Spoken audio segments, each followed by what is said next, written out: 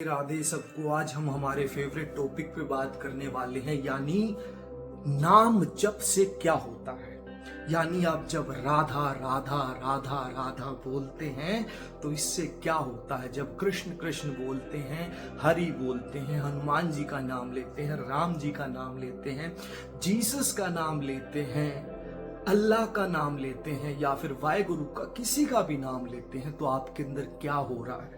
सबसे पहले हम ये जान लेते हैं कि 3 तरह के शरीर हैं हमारे। सबसे पहला है स्थूल शरीर, यानी जो फिजिकल बॉडी जो आपको ये दिख रही है, हाथ पैर आंखें नाक सब कुछ ये आ गया। और इसे फिर डाइसेक्ट कर दीजिए, जो अंदर है किडनी लीवर हार्ट इंटेस्टाइन सब कुछ, ये हमारा फिजिकल बॉडी यानी जो चीज डॉक्टर एग्जामिन कर सकते हैं उसे हम पूरा बोल देते हैं कि ये फिजिकल बॉडी है। तो ये हो गया फिजिकल बॉडी। दूसरा आता है सूक्ष्म शरीर, सब्टिल बॉडी। सब्टिल बॉडी में 4 चीजें आती हैं, मन, बुद्धि, चित्त और अहंकार। अब देखिए हम थोड़ा सा मन को देखते हैं, मन क्या है। मन के अंदर 4-5 चीजें आती हैं। सबसे पहले आते हैं विचार। आपको पता है आपके अंदर थॉट्स आते हैं, वो मन में आते हैं, राइट।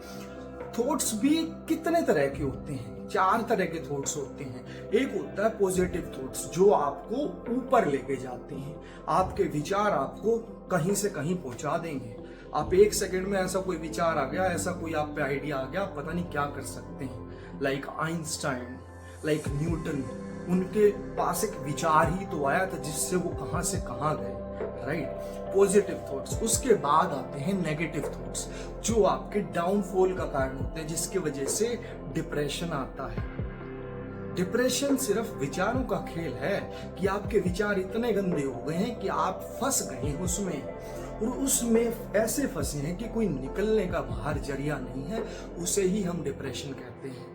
आप एंजाइटी में है बिकॉज ऑफ योर थॉट्स। आप ओवर थिंकिंग कर रहे हैं। ओवर थिंकिंग का मतलब क्या है, overload of thoughts, right. Stress में है, उसका कारण थॉट्स है। डिप्रेशन वो थॉट्स है। यानी नेगेटिव थॉट्स आपका रीजन होते हैं एंजाइटी का, स्ट्रेस का, डिप्रेशन का, ओवर थिंकिंग का। इसके अलावा तीसरे तरह के विचार होते हैं इंपॉर्टेंट थॉट्स, कि मुझे आज स्कूल जाना है, मुझे आज ये करना, आज ये मीटिंग है, आज ये फोन करना है। यानी जो इंपॉर्टेंट है हमारी जिंदगी जीने के लिए, जो विचार आते हैं कि भाई या इस टाइम पे ये काम करना है, वो हो गए हमारे इंपॉर्टेंट थॉट्स। और उसके बाद आते हैं मंकी थॉट्स। मंकी थॉट्स यानी जो इधर आप बैठे प्रेजेंट में हैं, लेकिन आप सोच कहीं और कर रहे हैं, आप पहुंच गए कहीं और। यानी जैसे बंदर एक डाली से दूसरी डाली पे कूदता रहता है, वैसे ही विचार आना। प्रेजेंट में बैठे होके आप फ्यूचर में या फिर अपने पास्ट में घूम रहे होते हैं, उसे हम बोलते हैं मंकी थॉट्स, राइट। तो ये तो सबसे ही बेकार चीज है कि, और भी आप सबसे ज्यादा यही आते हैं। आप प्रेजेंट मोमेंट में होते हैं और आप कहीं घूम रहा आपका दिमाग, अरे यार वो EMI ये करनी थी, वो बैंक का ये काम था, वो ये काम था। आप उस प्रेजेंट मोमेंट में हो रही घटनाओं को नहीं देख पाते कि पक्षी उड़ गए, ये चीज हुई, बारिश आ रही है, ये हो रहा, लेकिन आप नहीं देख पाते because you are either in your past और you are in your future, right. उसके बाद आती है बुद्धि, सॉरी मन के ही और क्या क्या चीजें हैं। मन में विचार आ गए, इसके अलावा भावनाएं आती हैं। भावनाएं आती हैं आपके अंदर, राइट, वो भी मन के अंदर आती हैं। कल्पनाएं आती हैं, इच्छाएं आती हैं कि मैं ये कर लूं। आप कल्पना भी करते हैं चीजों की, राइट, कि ऐसा हो जाए, ऐसा हो जाए। इच्छाएं आती हैं कि मैं ये ले लूं, वो भी आपके मन के अंदर आ रही है, राइट। इसके अलावा जो आपके इमोशंस हैं वो भी वहीं से जनरेट होते हैं। तो ये हमारा मन हुआ, ये एक कंपोनेंट है, बस आप ये नहीं सीख पाए। आप सोच रहे हैं कि मन है, लेकिन आप ये बोलते हैं कि मेरा मन कर रहा है मैं गुलाब जामुन खा लूं। यानी मन एक हिस्सा और उसके ऊपर एक चीज है मेरा। उस मेरा के पास हमें जाना है। मेरा मन कर रहा है मैं फिल्म देख लूं, मेरा मन कर रहा है मैं घूमने चला जाऊं, मेरा मन कर रहा है मैं हिमाचल चला जाऊं। यानी मेरा मन मेरा और उसके ऊपर एक चीज है मेरा, हमें इस मेरा के पास जाना है, राइट।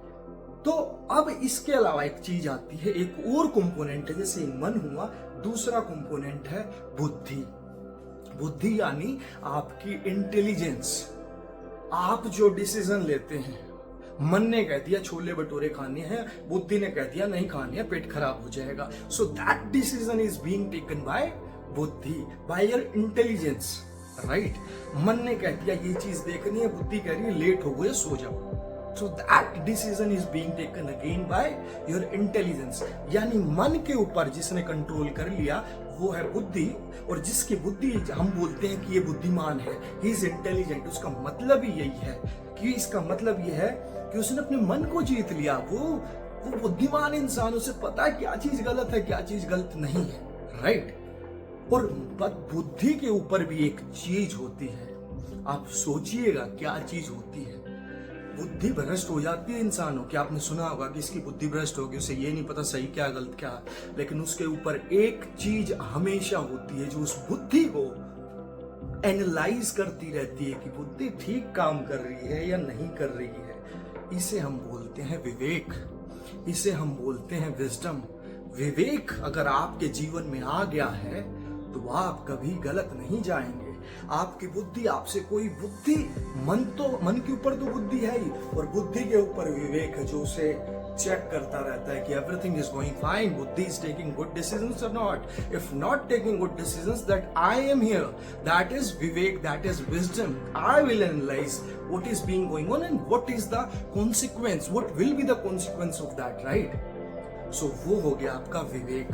विवेक है तो जीवन में ना सुख से और ना दुख से, दोनों से आप पार हो गए। आप इस तरफ आ गए किनारे पे, जैसे ऐसे आ गए और यहाँ आके सारी चीजें हो रही हैं। आपका विवेक जागृत हो जाएगा। वो इनसाइड है, वो बाहर से नहीं आता। कितनी बुक्स पढ़ लीजिए, कितने ही शास्त्र पढ़ लीजिए, विवेक अंदर की चीज है।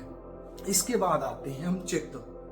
तीसरी चीज है चित्त। चित्त यानी मेमोरीज, चित्त यानी फोटो जो भरे बैठे हैं आप अपने आपके दिमाग में। सोचिए आपके स्कूल की फोटो है अभी जिसमें आप गए थे, आपके दोस्तों की फोटो है, आपके कॉलेज के दोस्तों की फोटो है, आपके ऑफिस के जो कलीग्स हैं उनकी फोटो है। आप जहां अगर बाहर भी है ना तो आपको आपका घर सारा का सारा याद है कि किचन में कौन सा सामान कहाँ रखा है, कैसे सोचा कभी कैसे, और वो कहाँ स्टोर है, वो चित्त में स्टोर है, राइट। सारी की सारी यानी इमेजेस, आपकी सारी वीडियोस, सब कुछ कह लीजिए। जैसे हमारे फोन की स्टोरेज एक चिप में होती है, वैसे ही आपके अंदर एक तीसरा कंपोनेंट है जिसका नाम है चित्त। और चौथा कंपोनेंट है अहंकार। ये वो अहंकार नहीं है जो आप सोच रहे हैं कि मैं वाला। अहंकार मतलब सिंपल मैं। एक ये शब्द दिया गया है आपको जिससे आप अपनी आइडेंटिटी कर सकते हैं कि मैं हूं, कि मेरा एग्जिस्टेंस है, आई एम, दैट इज मैं। लेकिन जब आप ये कह लेते हैं कि आई एम इंटेलिजेंट, मैं ज्ञानी हूं, मैं पैसे वाला हूं, मैं ये हूं, मेरे पास वो है अहंकार। लेकिन खाली मैं एक शब्द है जो कि बस ये बताता है कि यू आर, आप हो, आई एम की अस्तित्व है ना। इसी जब मैं ये बोलता हूं मैं हूं, इसमें कहाँ अहंकार है? अहंकार एक सिंपल सी टर्म है, एक लैंग्वेज का एक शब्द है प्यारा सा, उसका मतलब है मैं। यानी मैं किसी चीज से संबोधित तो करूंगा किसी चीज को, क्या बोलूंगा कि मुझे खाना चाहिए तो खाना चाहिए, क्या बोलूंगा। लेकिन वो जब आप जान जाते हैं तो उसकी कोई वैल्यू नहीं रहती। वो बोलेंगे आप, लेकिन पता है कि एक जस्ट शब्द, जैसे हमने जान लिया ये चीज कि शब्द है, बस रखते हम भी वैसे ही बोलते हैं। इसके अलावा ये हो गया दूसरा शरीर जिसे बोलते हैं हम सूक्ष्म शरीर, सब्टल बॉडी। तीसरा शरीर है कारण शरीर। कारण शरीर यानी जिसमें संस्कार हैं आपके, जिसमें प्रारब्ध है आपका और जिसमें कर्म है आपके, उसे बोला जाता है आपका कैजुअल बॉडी यानी कारण शरीर। आपने आज तक जितने कर्म किए हैं वो उसके अंदर स्टोर है। आपका प्रारब्ध सारा का सारा, जितने जो खेती की है और उसकी जो आउटपुट आएगा, आपने खेत में जो बोया है, फसल जैसी उगाई है, वैसा ही आउटपुट आएगा, वैसा ही प्रारब्ध आएगा आपका, वो उसके अंदर स्टोर है। आपके संस्कार जो बीज हैं कैसे हैं वो उसके अंदर स्टोर है, राइट। तो ये सारा उसके अंदर स्टोर है। ये हो गए 3 शरीर। क्या क्या?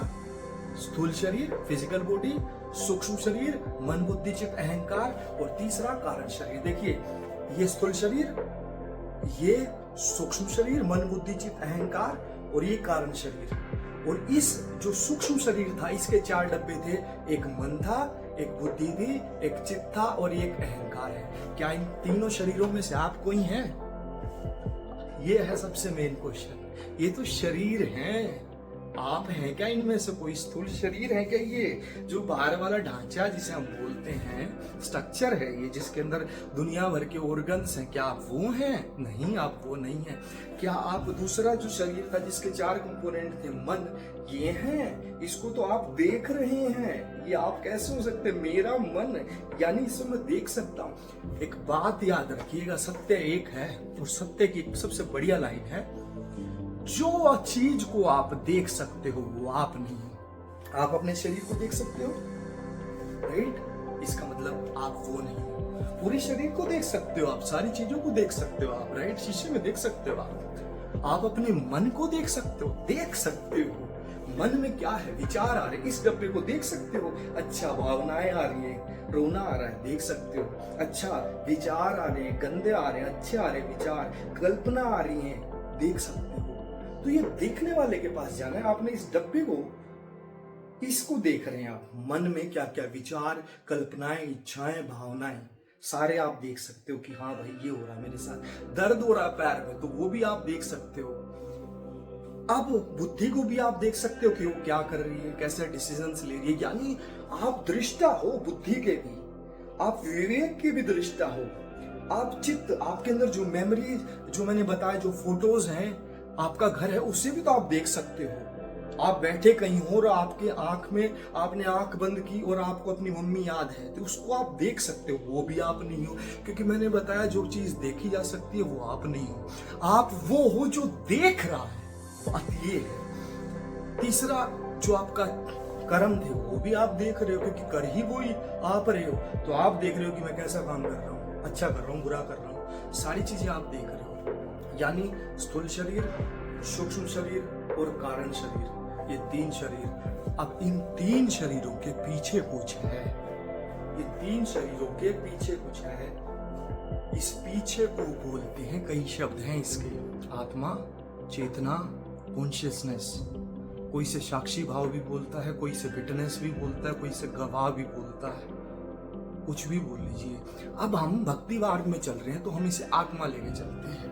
आत्मा ये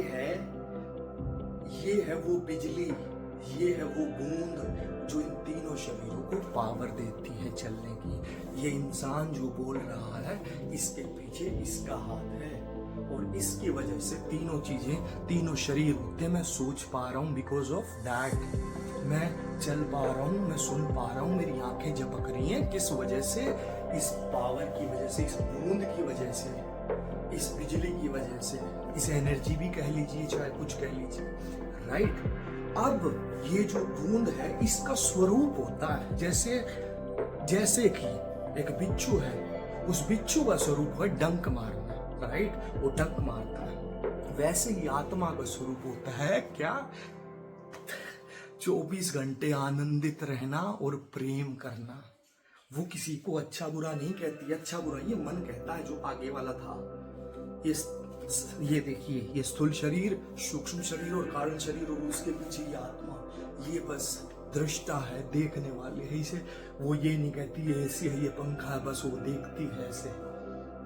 जैसे पीछे एक गाड़ी में ड्राइव एक गाड़ी है, उसमें पीछे एक यात्री बैठा है और वो यात्री उन पहाड़ों का, उन पक्षियों का, उन जानवरों का, उस बारिश का बस देख रहा है, वो कोई नाम नहीं दे रहा। वो है आत्मा और उसका स्वरूप है प्रेम और आनंद में रहना।